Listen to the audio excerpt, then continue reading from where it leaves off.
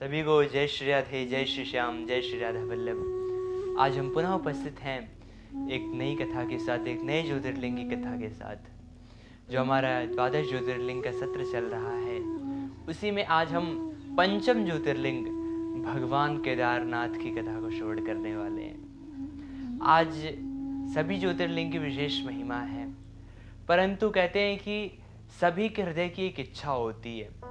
जितने भी महादेव के भक्त हैं, तो सभी ज्योतिर्लिंगों में से 2 ज्योतिर्लिंग जाने की सभी महादेव के भक्तों की इच्छा होती है, जो हार्दिक इच्छा होती है। यद्यपि सबकी इच्छा होती है द्वादश ज्योतिर्लिंग के दर्शन करें, परंतु जो सबसे अधिक इच्छा होती है वो 2 ज्योतिर्लिंगों की होती है। पहले महाकाल भगवान और दूसरे केदारनाथ भगवान।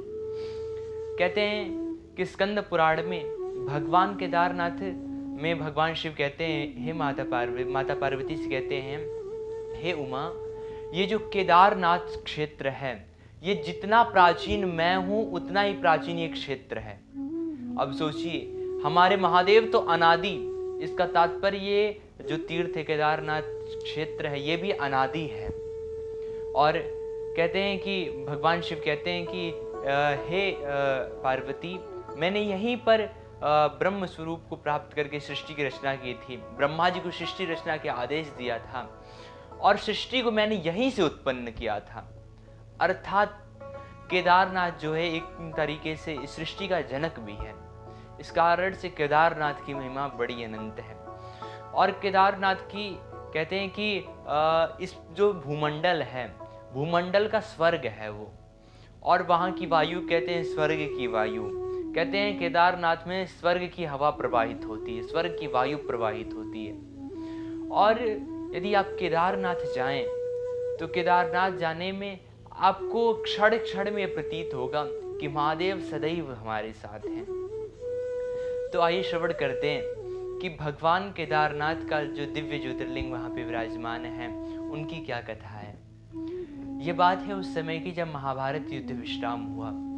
महाभारत युद्ध विश्राम हुआ, उसके पश्चात पांडवों के हृदय में बड़ी ग्लानि हुई कि हमने अपने बंधुओं का वध किया है, अपने भाइयों का वध किया, हत्याएं की हैं, तो हमें पाप लगा होगा। इस कारण से उन्हें कहीं से पता चला कि महादेव उनसे रुष्ट हैं।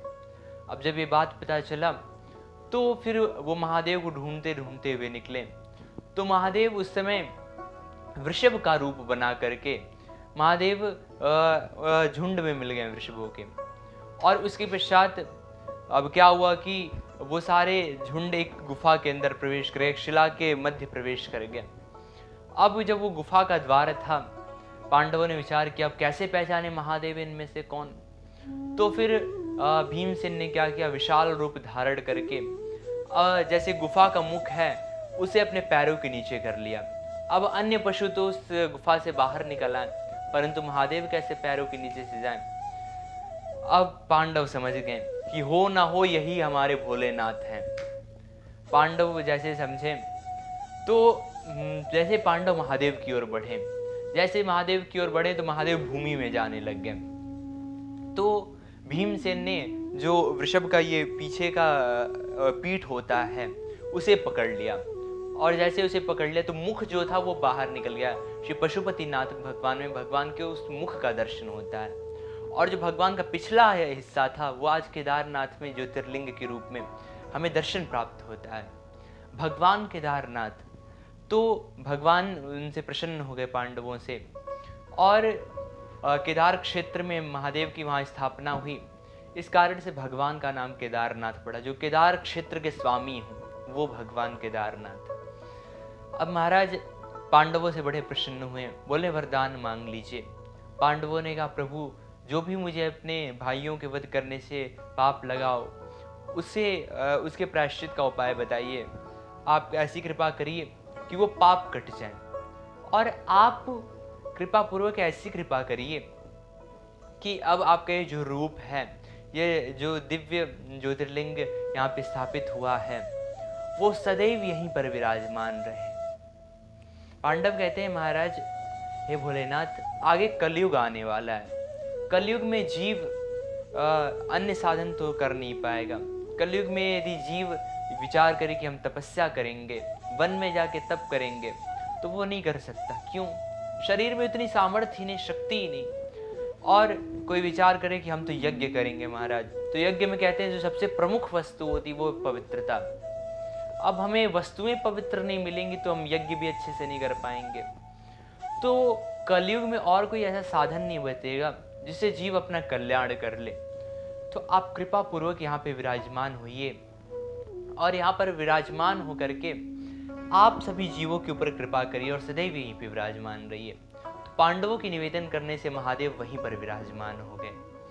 अब महादेव वहाँ पे विराजमान हुए महाराज।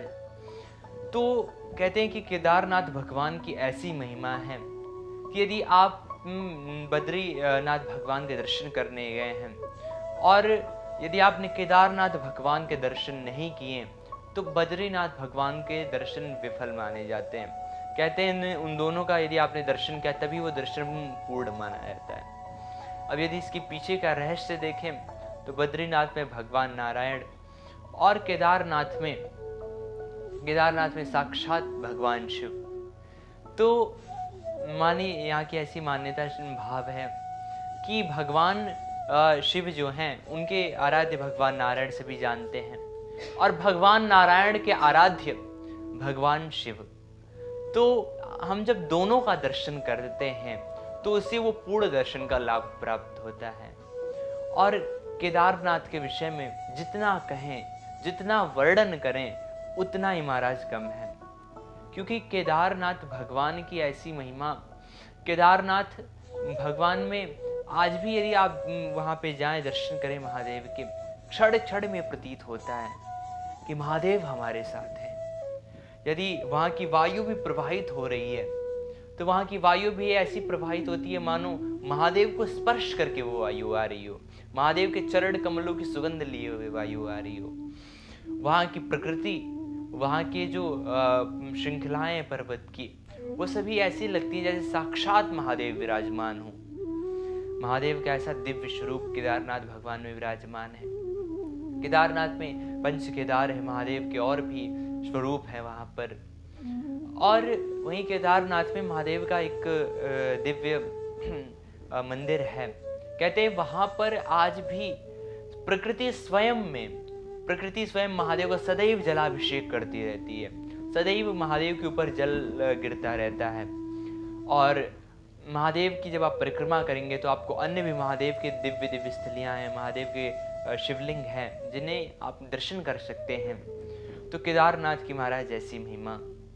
तो आज हमने श्रवण किया कि भगवान केदारनाथ की कितनी महिमा है और भगवान केदारनाथ का दर्शन करने का जो सबसे बड़ा पुण्य होता है, जो सबसे बड़ा फल होता है। कहते हैं भगवान केदारनाथ के यदि आप दर्शन करें तो आपको कोई ऐसा बहुत बड़ा पाप लग गया हो जिसका प्रायश्चित करना बहुत कठिन हो और आप भगवान केदारनाथ का दर्शन कर लें, उस पाप का प्रायश्चित हो जाता है।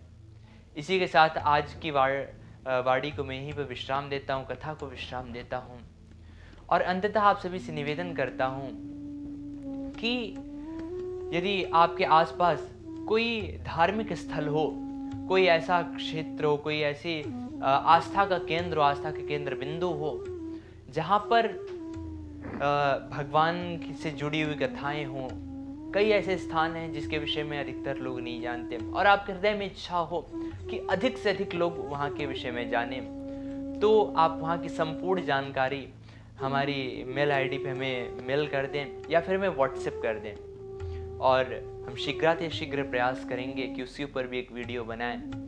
अब इसी के साथ आज अपनी वाणी को यहीं पे विश्राम देता हूँ और ये 12 ज्योतिर्लिंग का सत्र ऐसे चलता रहेगा। अब इसी के साथ सभी को अंततः जय श्री राधे, जय श्री श्याम, जय श्री राधा वल्लभ। बोले केदारनाथ भगवान की जय, जय जय श्री